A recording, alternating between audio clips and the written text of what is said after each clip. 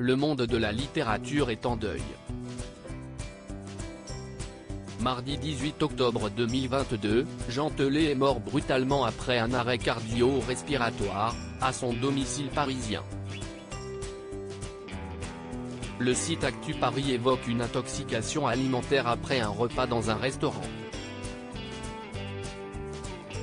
Jeudi 20 octobre 2022, le parquet de Paris a indiqué aux Parisiens qu'une enquête avait été ouverte pour déterminer les circonstances de son décès.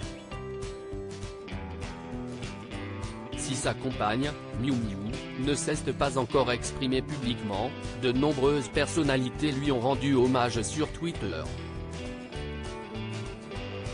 Pierre Lescure a ainsi écrit « La tristesse est profonde. Pour lui, celles et ceux qu'il aimait au plus près. Pour nous, vous qui l'avez lu, et moi qui l'ai côtoyé. Un vrai talent et un homme tellement bien. Maxime Chatham a partagé « Je suis profondément triste d'apprendre le décès de Jean Telet. Si vous n'avez pas eu la chance de le croiser, sachez que c'était un conteur à part, mais surtout un homme formidable, généreux, drôle, ouvert et très attachant. Un homme qu'on n'oublie pas. » En couple depuis 20 ans, Jean Telet et Miu Miu s'étaient rencontrés à Arrouch chez le boucher charcutier. Mercredi 19 octobre 2022, dans les colonnes de l'Est républicain, Christophe Dolbeau, l'ancien compagnon de Jean-Pierre Coff a révélé « Je ne sais pas s'ils ont eu un coup de foudre, mais ça a accroché tous les deux et ça s'est passé ici dans la salle à manger. »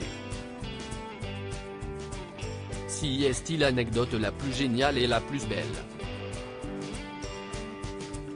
Si les histoires d'amour de l'actrice avec Coluche, Patrick Dewar ou encore Julien Clerc ont été médiatisées, si est-il dans l'ombre des regards qu'elle a aimés pendant toutes ces années Jean Telet. Alors qu'ils n'ont jamais été mariés, si est-il dans une interview accordée à Gala en 2020 que Miu Miu avait confié « Je n'ai pas besoin de ça. On peut avoir dans la tête l'envie de passer sa vie avec quelqu'un sans avoir besoin de le dire devant témoin. Je crois bien que je n'aime pas du tout les mariages, pour tout vous dire. » Retour sur la carrière de Jean Telet. Romancier et auteur de bandes dessinées à succès, Jean Telet a également travaillé dans le milieu du cinéma et de la télévision.